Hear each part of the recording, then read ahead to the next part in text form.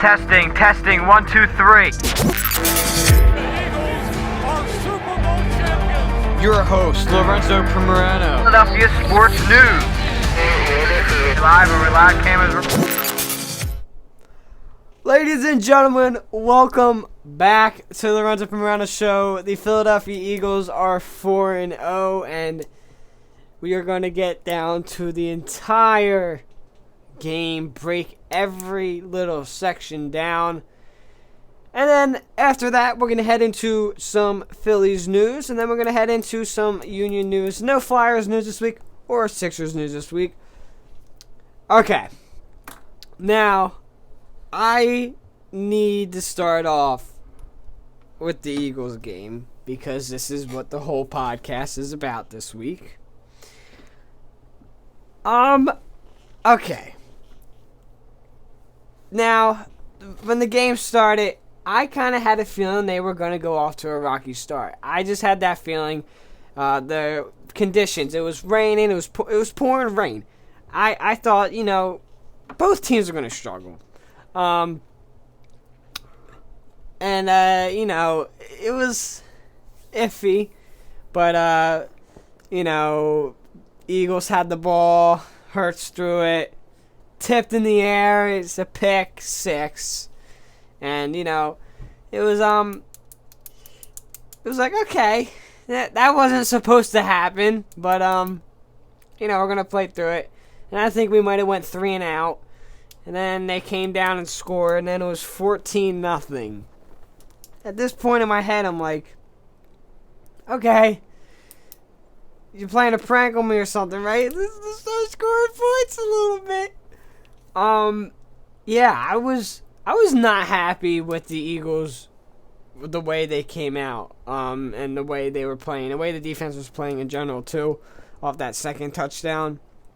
I feel like the Eagles should have, I didn't like the energy that they had, and that's the reason why 14 points were given up. They just didn't have the energy for the game in that moment.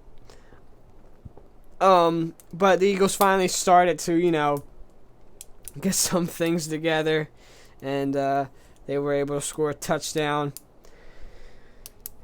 make it 14-7. It was a Jalen Hurts touchdown, on fourth down, a gutsy call by Nick Sirianni right into the end zone, which I thought was a helmet-to-helmet hit.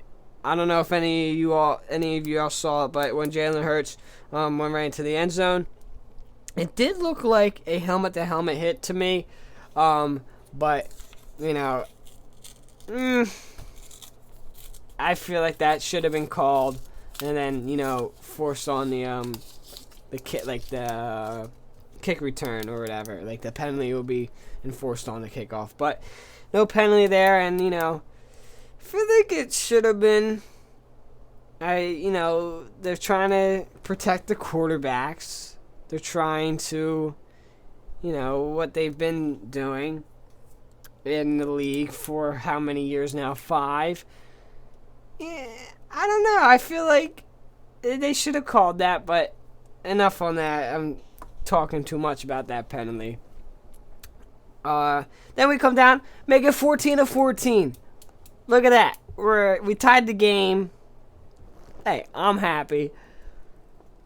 So, after that, we went up 20-14. Jake Elliott missing the extra point. Heading into halftime, we're up 6.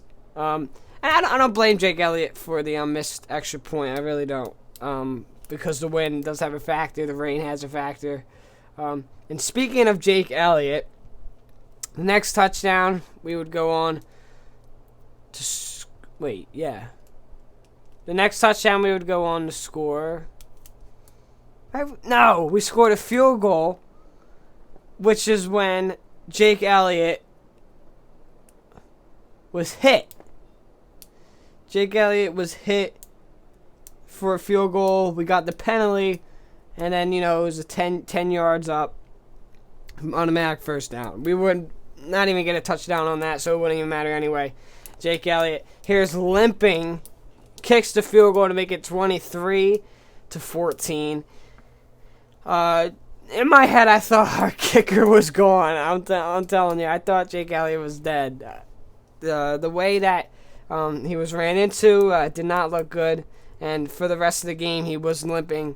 Even with the kickoffs after we scored the touchdowns, yeah, it's not looking good for Jake Elliott. So I wish him the best, and hopefully he is okay, because we don't have another kicker, I don't believe. So we would have to go and sign another kicker until Jake Elliott would come back.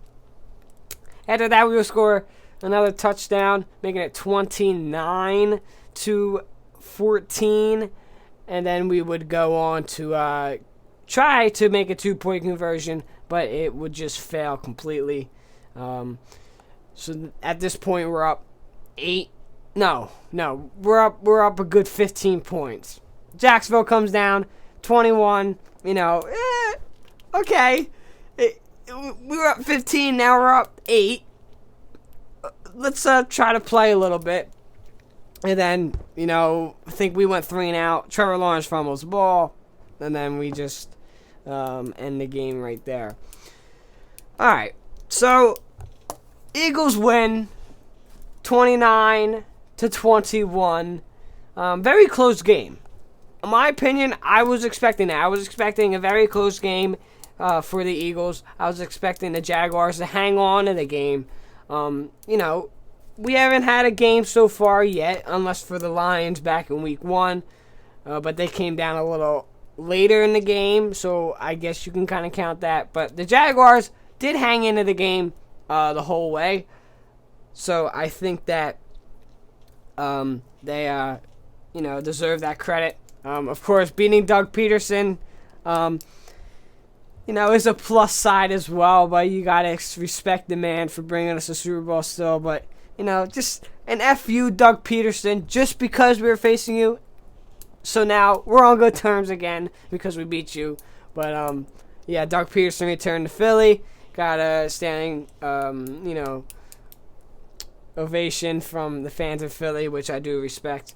Of course, he's the quarterback who won us our Super Bowl, so there's nothing wrong with that. Now I want to discuss the two stars of the game. I'm telling you this right now. First, I'm going to start on the defensive side. Holy crap. Reddick. Number 7. Reddick, bro. Holy crap. Reddick had, I believe, was 2 forced fumbles, which I believe ended in sacks. He recovered both of those fumbles, and I think he had a play at the end of the game that sacked Trevor Lawrence again with another fumble, but I don't believe he was the cause of that. I think he had something to do with it.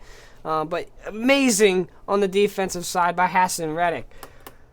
I want to go to the offensive side now, because this man is proving that he is a top running back in the league. He is proving that he is in this league to play. He's probably the most underrated running back ever. And I'm not just saying that because I'm a fan of this Eagles team. I'm saying it because it's true. He has been lighting up the league for the last 4 weeks. Miles Sanders, he had 27 carries for 134 yards. He averaged almost 5 yards per carry, along with 2 touchdowns. An amazing performance by Miles Sanders today. Unbelievable. I believe this man deserves all the credit possible because he is working his way up to show that he is a top running back in this league, and it is going to show. J.J. Brown had 5 receptions for 95 yards. I have one thing. They need to get Devontae Smith in a little bit. I know he had that amazing game last week, but they had to get him involved. He only had 3 receptions for 17 yards today, and I know he was out. He went to the medical tent and everything, but I feel like they should have targeted him more. Jalen Hurts should have targeted him more, and I feel like he should have been in the game a little more. Zach Pascal, I mean, he's an okay wide receiver. I don't know why you would do that. Dallas Goedert, everything was going well until he dropped that one ball that possibly could have been a touchdown. I don't know if that would have been a touchdown or not, but everything, Dallas Goedert played good. Dallas Goedert and A.J. Brown, I really do think, are the best options for Jalen Hurts, and it is showing on the score sheet as well. So, that's a good thing to look at.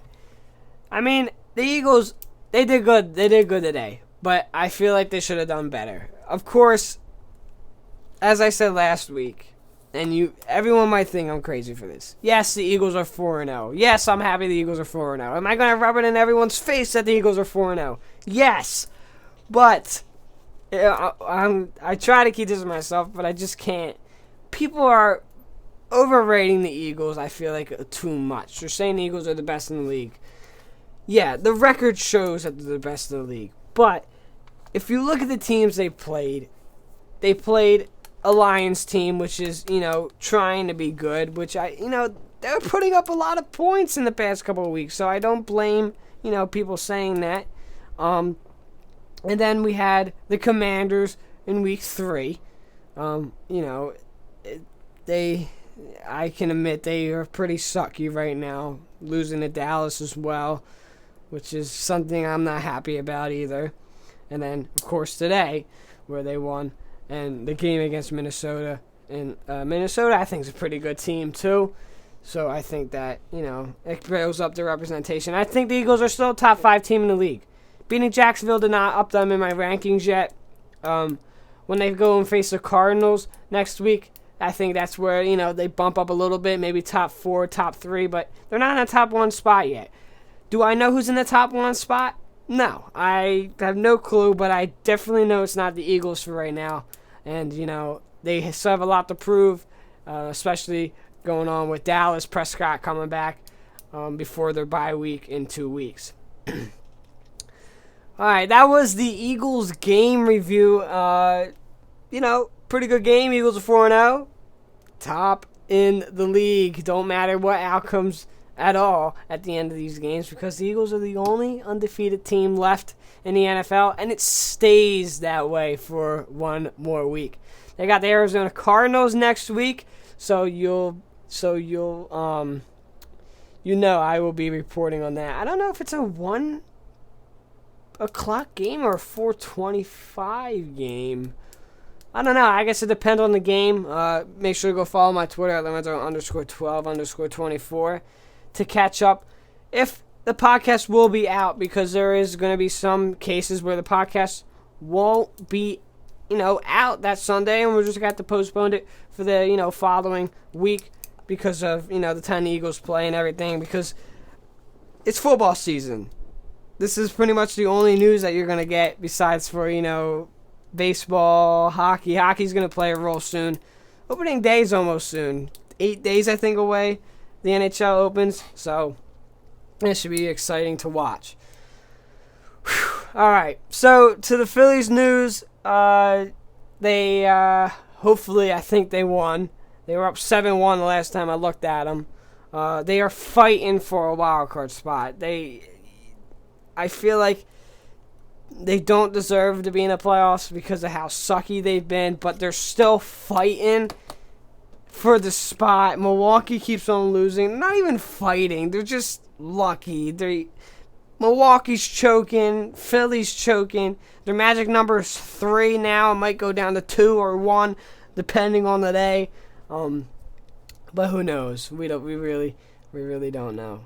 The frustration for the Phillies is bizarre, and I can't express it enough that this team, I don't think they deserve to be in the playoffs. I think they're going to get blown out by any other team they play, and I'm just being brutally honest with you.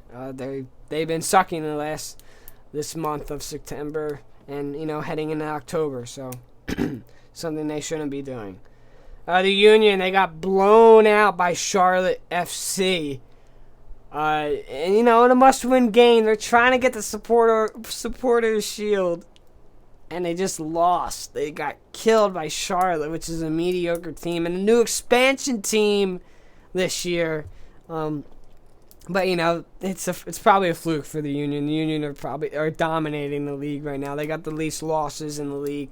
But But I want them to win that Supporters Shield, to get them up top there. But, they did win it 2 years ago, so, let's not complain here.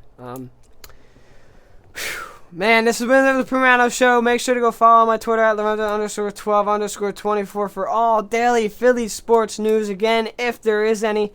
For the next couple of weeks, it's all going to be football. It's all going to be the Eagles review, everything that's going on with the Eagles. And then when that, the whole month is over, probably in February, get it, because the Eagles are going to go to the Super Bowl. Probably in February is when everything calms down and we get back to our normal little thing where we have all of the news flooding in. This has been the Primerano Show, and we will see you all next week.